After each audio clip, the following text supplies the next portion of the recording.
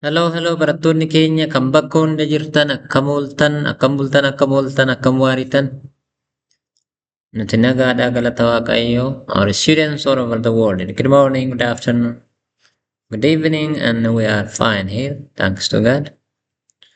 So our today's session is about prepositions anyway, in Afaan Oromo. Mata dureen barnoota keenyaarraa maali? Firoomsee yookiin durduubee kan jedhaminedha. Egaa barnoota keenya har'aa kana waa'ee firoomsee yookiin waa'ee durduubee kana ilaalla jechuudha. Kaayyoowwan gooriin barnoota kanaa at the end of this session, trainees will be able to identify the different types of preposition. Egaa gosa firoomseewwanii addaan baasu leenjitoonni yookiin barattoonni lead the proposition that you can come across. Durduubeewwan itti wal baran tarreessu yookiin beekan tarreessu jechuudha. Use the prepositions in your communication. Darbanii immoo haasawaa isaanii dubbii isaanii keessatti firoomsee fayyadamu jechuudha. So having these objectives, we'll just embark into the sessions. Mee firoomseewwan kanaan dura beektan? Firoomsee jechuun maali? Firoomsee jechuun sagalee yookiin jecha ta'ee kan jechoota walitti firoomsuun hima keessatti walitti dhufeenya isaanii kan agarsiisudha jechuudha.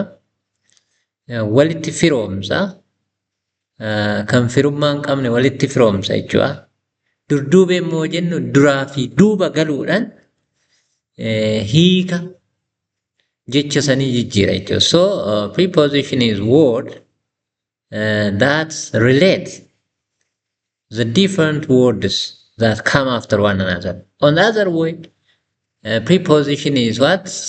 A word that comes before or after a given word and change its meaning, all right? Or give a certain kind of meaning. So we have some prepositions here. Irra. Irra is on. Irra is from. Jiddu is middle or between. China, bukkee is beside, near, next to. Dura, before, duuba, behind. Waa'ee, about, or in regards to, with regards to. Gubba, on or above. Keessa is what? In or inside, all right? In or inside. So these are what? Based on the position. And duuba fi dura, front and behind, bukkee, lamaan, mirga fi bita. So these are the propositions that we have. So let's look at another. For example, male means without, waliin means with, jala means under, wajjin means together with, gara means toward or to, hanga means until or up to. So these are also what? Anyway, here what I would like to say that in some words, as we know in English also, some words who are serving as preposition, all right, can be conjunction in some place also, right? So one word may appear in two forms, in two parts of speech. So that's what we can see. For example, Malay, you have seen this in conjunction also.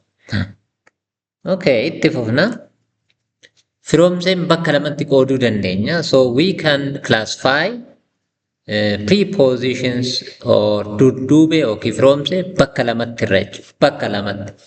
What are these? Firoomsee dura, firoomsee booda. Yookiin immoo prepositions are what?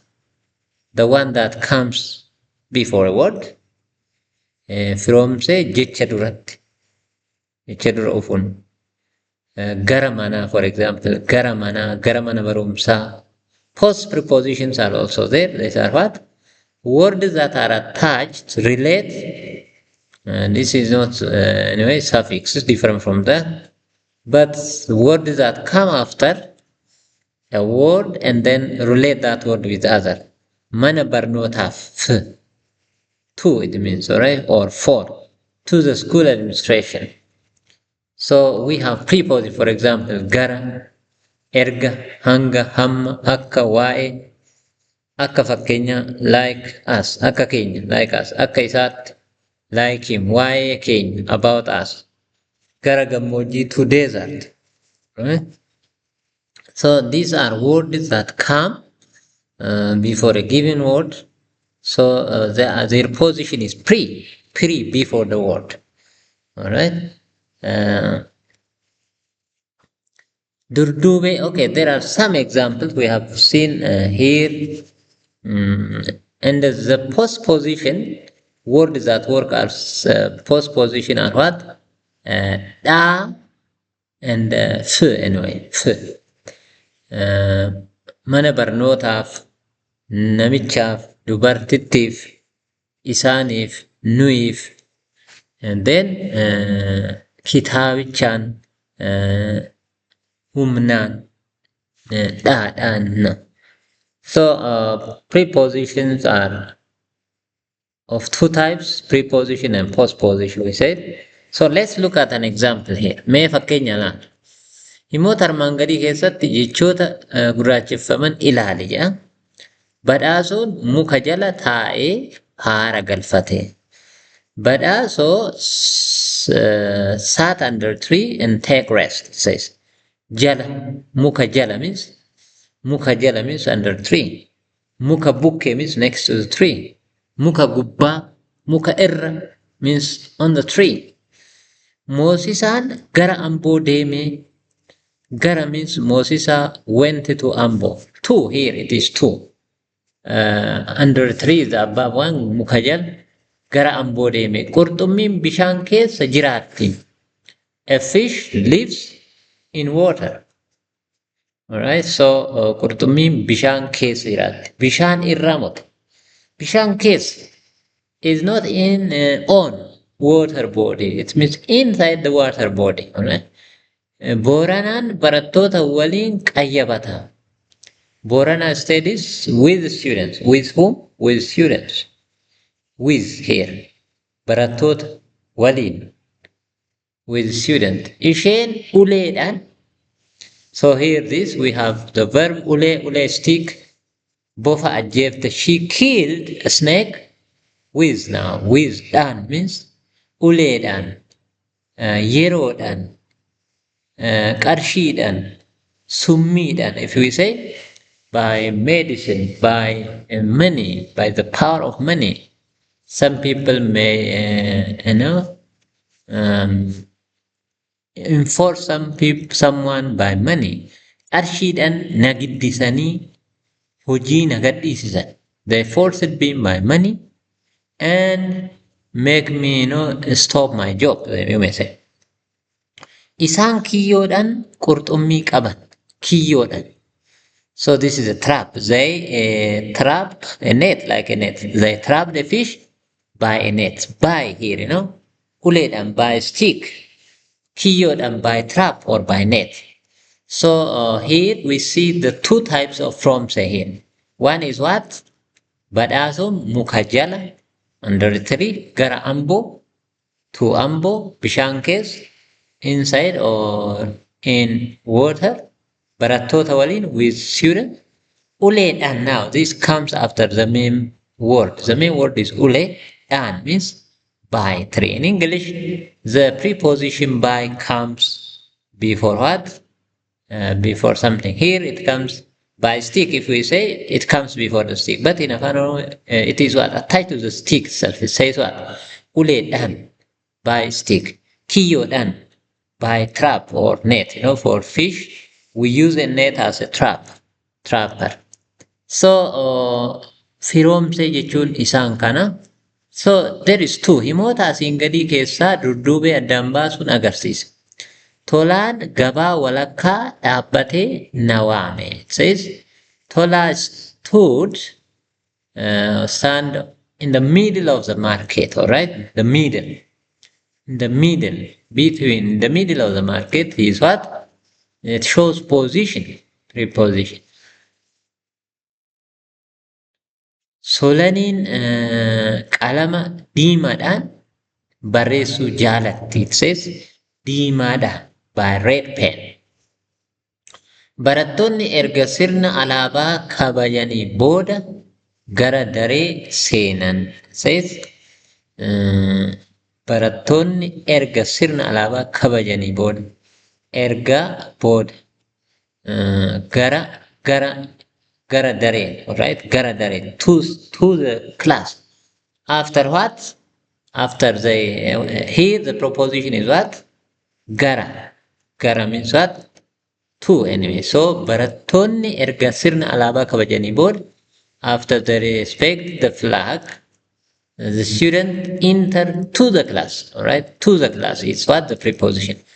Isaan waan dadhabaniif gaaddisa mukaa jala taa'an. Muka jala means under a tree. So this is also the preposition is under a tree. Under is a tree, noun followed by noun. Okay. Qamaleen muka gubbaa teessi. The monkey sit on the tree. Gubbaa, muka irra. We say. So we have say kind of preposition. Anyway, there are many of them, of course. But we have seen now the prepositions like we have mentioned here. We have mentioned many of them here. So you can see here muka irra, muka gubba, muka cina, muka jala, waa'ee namaa, waa'ee sa'a, waa'ee horii, keessa irra. So this shows the position. Gara mana barumsaa deeme. Mana jala taa'e, mana gubbaa taa'e, we say, and gubbaa irra, walakkaa. These all are preposition. We do have two types of preposition, of course. The one that comes before noun and the one that comes after a noun. Kanaaf har'a waa'ee dudduubee yookiin immoo waa'ee firoomsee kana ilaalle jechuudha. Egaa firoomseen gosa lama ta'anii kan dura afaan kan akka gara mana barumsaa, barattoota waliin, muka jala. The other one is what? Uleedhaan, giddisuudhaan, sodaachisuudhaan, dhaan. Dhaa is what? By. It means by. Kana kaa guddaa galatoomaa. Egaa subscribe goon immoo maamila keenya ta'uu dandeessu. Egaa waa'ee firoomsee kana jechuudha. Firoomseen jechoota walitti ufaatii hin qabne walitti firoomsuudhaan himni sun yookiin immoo jechi sun akka hiika qabaatu kan go'anidha jechuudha. Thank you very much.